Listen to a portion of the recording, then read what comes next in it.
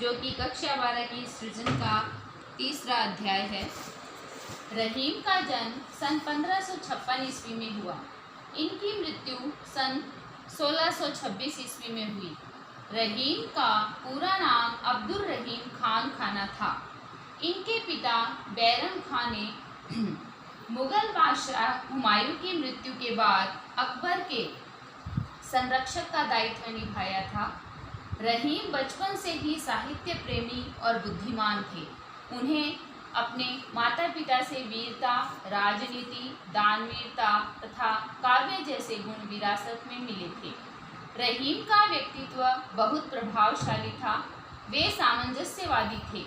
श्री कृष्ण के प्रति भी उनकी अथाह श्रद्धा थी। उन्होंने अपने काव्य में रामायण, महाभारत, पुराण तथा गीता जैसे ग्रंथों के कथानकों एवं पात्रों का भी बखूबी उल्लेख किया है। इनके काव्य में नीति, भक्ति, प्रेम और श्रृंगार का सुंदर समावेश मिलता है। रहीम को दोहा, सोरठा, बरवे तथा सेवैया छंदों में विशेष महारत हासिल थी। उनकी प्रमुख कृतियां हैं दोहावली, बरवे नायिका भेद, रास पंचाध्यायी, मदनाष्टक तथा नगर शोभा। अपने अनुभवों को उन्होंने जिस सरल शैली में व्यक्त किया वह अद्भुत है। प्रस्तुत पाठ में चयनित रहीम के दोहों द्वारा हमें परोपकार, सज्जनता, पर दुख कातरता, स्वाभिमान एवं लोक व्यवहार की सीख मिलती है। दीनों पर दया करने वाला दीन बंधु भगवान तुल्य होता है। मांगने से मनुष्य की महत्ता घटती है। उत्तम स्वभाव वाले मनुष्य को कुसंग दुष्प्रभावित नहीं करती। सज्जन परोपकार के निमित्त ही संपत्ति का संग्रह करते हैं। धनी पुरुष निर्धन होने पर अपने अतीत की चर्चा ऐसे करते हैं जैसे आश्विन मास के जल विहीन बादल गरजते हैं। अच्छे लोगों के रूठने पर उन्हें मना लेना चाहिए। आँख से निकलने वाले आंसू घर भेदी की तरह हमारी व्यथा को जग जाहिर कर देते हैं। काम पड़ने व काम निकलने पर लोगों का व्यवहार भिन्न भिन्न होता है। अब हम नीति के दोहे में पहला दोहा देखते हैं। रहीमन देखी बड़ेन को लघु न दीजिए डारी, जहाँ काम आवे सुई कहाँ करे तलवारी। यानी छोटी व बड़ी प्रत्येक वस्तु का महत्व बताते हुए रहीमदास जी कहते हैं, रहीमन देखी बड़ेन को, कि बड़ी वस्तु को देखकर लघु न दीजिए डारी, छोटी वस्तुओं को त्यागना नहीं चाहिए। जहाँ काम आवे सुई, जहाँ पर सुई का कार्य होता है, कहा करे तलवारी, वहाँ तलवार क्या कर सकती है। कहने का अभिप्राय यह है कि इस संसार के अंतर्गत छोटी हो या बड़ी, दोनों ही वस्तुओं का अपने स्थान पर महत्व है। जैसे जहाँ पर सुई का कार्य होता है वहाँ हम यदि तलवार से कार्य करें तो यह संभव नहीं है। अगला देखिए, एके साधे सब सदे, सब साधे सब जाय, रहीमन मूल ही सींचिबो, फूले फले अघाय। यानी एक की आराध्य भक्ति करने पर जोर देते हुए कवि कह रहे हैं, एके साधे सब सदे, कि एक के साधने से सब सद जाते हैं, सब साधे सब जाए। और जब चारों तरफ भटकते हैं तो जो हाथ में होता है वो भी चला जाता है। कहने का अभिप्राय ये है कि यदि हम एक ईश्वर की आराधना करते हैं तो हमें सब कुछ प्राप्त हो जाता है, लेकिन चारों तरफ भटकते हैं तो एक का ध्यान भी नहीं रहता। यानी बहुदेववाद का विरोध करते हुए कवि कहते हैं, रहीमन मूल ही सींचिबो। रहीमदास जी कहते हैं मूलई यानी जड़ को, सींचिबो सींचने से, फूले फले अघाय, यानी संपूर्ण वृक्ष जो है वो फल और फूलों से भर जाता है। तो कहने का अभिप्राय ये है कि एक ही आराध्य की भक्ति करने पर हमारे सारे कार्य सिद्ध हो जाते हैं। अगला देखिए, तीसरे नंबर वाला, कदली सीप भुजंग मुख, स्वाति एक गुण तीन, जैसी संगति बैठिए तैसो ही फल दीन। यानी सोच समझकर संगति करने का परामर्श देते हुए रहीमदास जी कहते हैं, कदली, कदली यानी केला, सीप यानी सीपी, भुजंग, भुजंग यानी सर्प, मुख मतलब मुंह, स्वाति, स्वाति एक नक्षत्र का नाम है, उसकी एक बूंद के इसमें 3 गुण बताए गए हैं। इसमें क्या कहा गया है, जैसी संगति बैठिए तैसो ही फल दीन, यानी आप जैसी संगति में बैठेंगे वैसा ही फल आप प्राप्त करेंगे। इसको समझाते हुए कवि कह रहे हैं कि स्वाति नक्षत्र की जो जल की बूंद होती है वो एक जैसी होती है, लेकिन यदि केले के मुंह में गिरती है तो कपूर बन जाती है, सीपी के मुंह में गिरती है तो मोती बन जाती है, और सर्प के मुंह में गिरती है तो विष का रूप धारण कर लेती है। तो कहने का अभिप्राय ये है कि वो जल की बूंद तो एक जैसी है, लेकिन जैसे जिस प्रकार की वो संगति करती है वैसा ही फल वह प्रदान करती है। आगे चलिए, संसार की स्वार्थपरता को प्रदर्शित करते हुए इसमें कवि कहते हैं, काज परे कछु और है, काज सरे कछु और, रहीमन भंवरी के बहे, नदी सिरावत मोर। काज मतलब काम, परे मतलब पढ़ने पर, कछु और है यानी कुछ और है, काज फिर काम, सरे, सरे यानी बन जाने पर कुछ और है, यानी संसार की स्वार्थपरता को प्रदर्शित करते हुए कवि कहते हैं कि इस संसार के जो लोग हैं वो काम होने पर तो कुछ और होते हैं, और जब काम निकल जाता है तब कुछ और हो जाते हैं। उदाहरण देते हुए कवि कहते हैं, रहीमन भंवरी के भय, रहीमदास जी कहते हैं कि विवाह के फेरे में नदी सिरावत मोर, यानी विवाह के फेरे में तो दूल्हा दुल्हन जो है वो सहरा सिर पे बांधते हैं, और जब शादी हो जाती है तो उसके बाद उसको नदी में समर्पित कर देते हैं, यानी वहाँ उसके बाद में उनके किसी काम का नहीं रहता। अगले दोहे में देखिए, इसके अंतर्गत उत्तम स्वभाव वाले लोगों की विशेषता बताई है कवि ने। जो रहीम उत्तम प्रकृति, प्रकृति मतलब स्वभाव, जो उत्तम प्रकृति के लोग होते हैं, रहीमदास जी कहते हैं, का करे सकत कुसंग, उनका जो कुसंगति है, बुरी संगति है, कुछ नहीं बिगाड़ सकती। चंदन विष व्यापत नहीं, व्यापत नहीं यानी चंदन के वृक्ष पर लपटे रहत भुजंग, सर्प जो है वो लिपटे रहते हैं लेकिन उसको विष युक्त नहीं कर सकते। क्यों? क्योंकि चंदन जो है वो उत्तम प्रकृति का है। उसी प्रकार उत्तम प्रकृति के जो लोग हैं, स्वभाव के जो लोग हैं, यदि वो कुसंगत में भी रहें तो वो कुसंगत उनका बुरा नहीं कर सकती।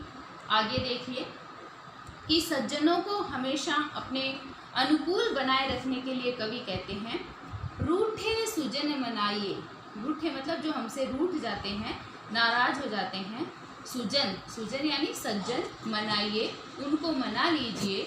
जो रूठे 100 बार, यानी अच्छे व्यक्ति आपसे 100 बार रूठ जाते हैं तो भी आप उनको मना लीजिए।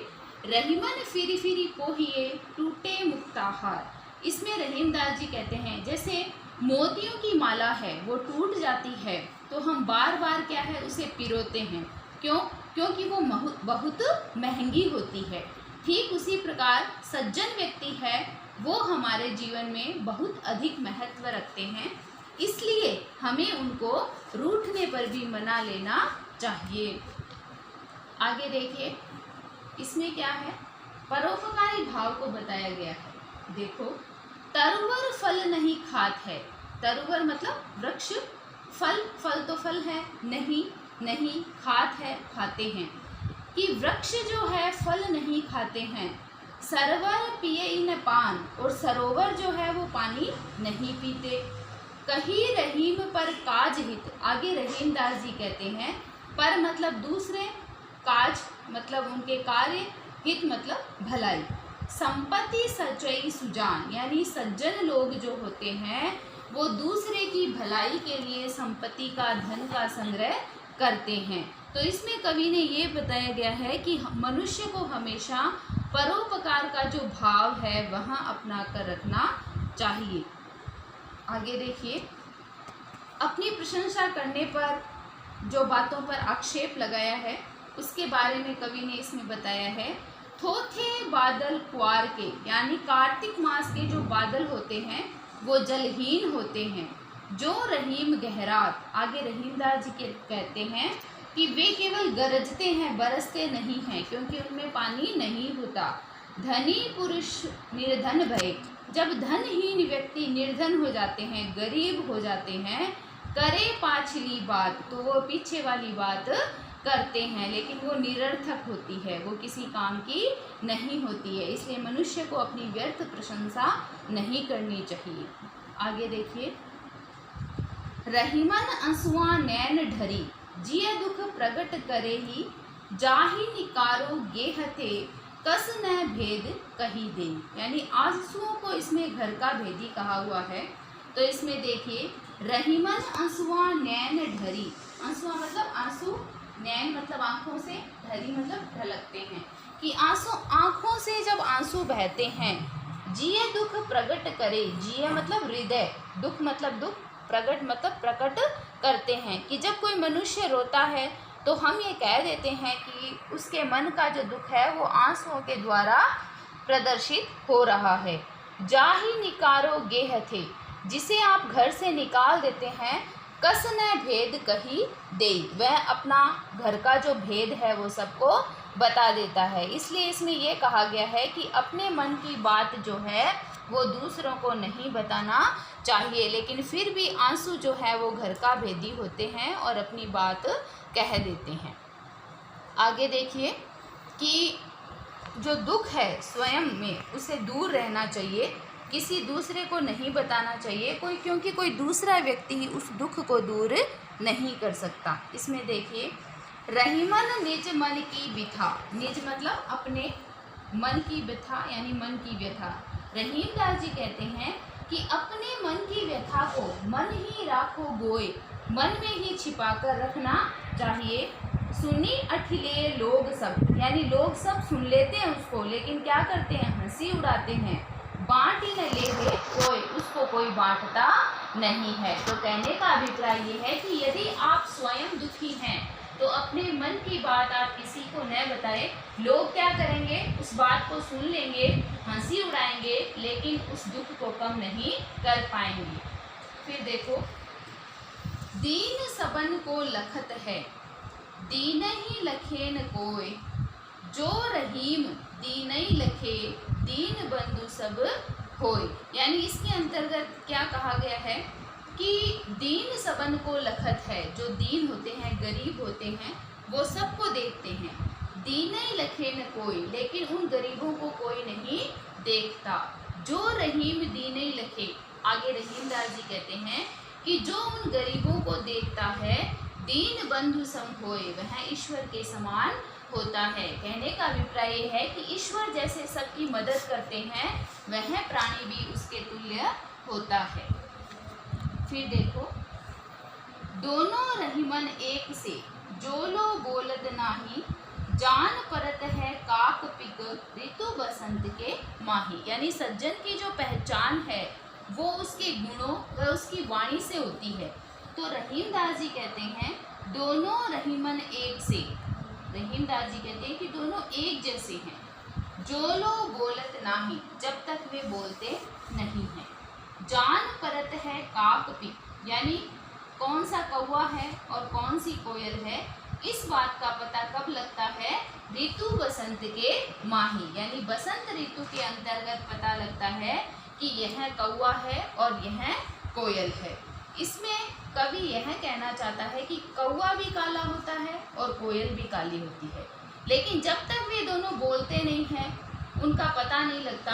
और जब वे ऋतु बसंत के अंतर्गत बोलते हैं तो कोयल की इतनी मीठी आवाज़ होती है जिससे वह पहचान जाते हैं कि यह तो क्या है, कोयल है और यह कौवा है। इसलिए मनुष्य की जो पहचान है, सज्जन व्यक्तियों की जो पहचान है, वो उसके गुणों या उसकी वाणी से होती है। अगला देखिए, बड़े बड़ाई ना करे, बड़ों ने बोले बोल, रहीमन हीरा कब कहे, लाख टका मेरो मोल।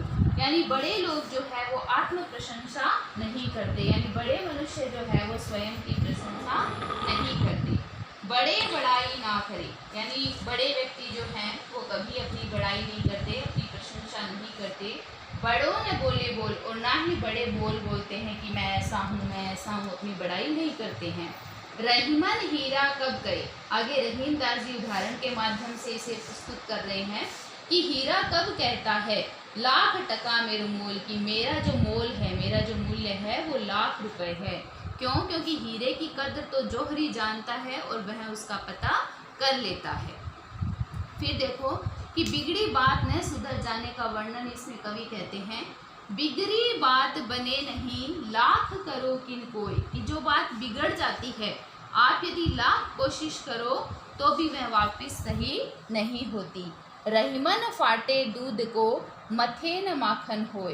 रहीमदास जी कहते हैं कि यदि दूध फट जाता है और फिर आप उससे मक्खन निकालना चाहो तो आप कितना ही उसे मथ लो, उससे मक्खन नहीं निकलेगा। यानी आचरण व वाणी पर मनुष्य को हमेशा नियंत्रण रखना चाहिए, अपने शब्दों को तोल मोल कर बोलना चाहिए। फिर देखिए कि विपत्ति आने पर संपत्ति का विनाश किस प्रकार होता है, इसमें यह बताया गया है, विपत्ति भय धन ना रहे, यानी विपरीत समय जब आता है, विपत्ति जब आती है तो धन पास में नहीं होता। रहे जो लाख करोड़, यानी कि आपके पास लाखों करोड़ों रुपए हो पर विपत्ति आती है तो आपके पास धन नहीं रहता।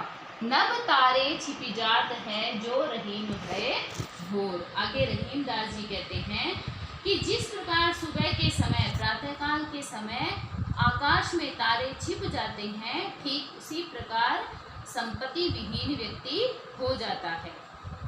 फिर इसमें आगे बताया गया है कि मनुष्य को याचक नहीं बनना चाहिए, मांगे घटत रहीम पद। रहीमदास जी कहते हैं कि मांगने पर आपका जो पद है वह घट जाता है। कि तव करो बड़ी काम, कि चाहे आप कितना ही बड़ा काम कर लो, एक बार आपने यदि किसी से मांग लिया तो आपका पद जो है, आपका नाम जो है वो खराब हो जाता है। तीन पैग वसुधा करो तव बामने नाम। इसमें यह कहा गया है कि वामन अवतार के अंतर्गत उसने क्या किया, 3 कदम में पूरी पृथ्वी को सबको नाप लिया था, लेकिन फिर भी आज भी हम उनको क्या है, वामन नाम से जानते हैं। इसलिए मनुष्य को कभी भी याचक नहीं बनना चाहिए।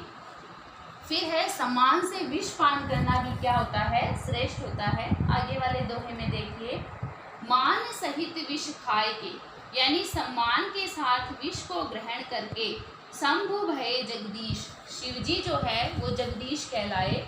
बिना मान अमृत पिए, और बिना मान सम्मान के अमृत पीने पर राहु कटायो शीश, राहु ने अपने सिर को कटवा लिया। तो कहने का अभिप्राय ये है कि यदि आपको कोई सम्मान से विष पिलाए तो वह अपमान से अमृत पीने से कहीं श्रेष्ठकर है।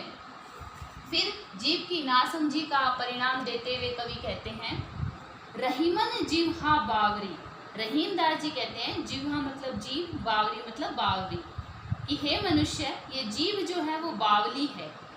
कही गई सर्ग पताल, कि यह कहकर स्वर्ग और पाताल को एक कर देती है। जैसे आपू तो कहीं भीतर रही, खुद तो कुछ कहकर अंदर चली जाती है। जूती खात कपाल, और मस्तक को क्या करने पड़ते हैं, जूते खाने पड़ते हैं। इसलिए मनुष्य को अपने जीव का जो प्रयोग है वो नासमझी में नहीं करना चाहिए, सोच समझकर अपने वाणी की अभिव्यक्ति करनी चाहिए। आगे देखो कि क्रोधित वचन है वो कभी मत बोलो। अमृत ऐसे वचन में, अमृत जैसे जो वचन है, रहीमन रीस की गांस। आगे रहीमदास जी कहते हैं कि क्रोध जो है वो उसमें बहुत ही बुरा लगता है, यानी सब अच्छे अच्छे वचन बोल रहे हो और कोई क्रोध प्रकट कर रहा हो तो वह उसमें अच्छा नहीं लगता। कैसे?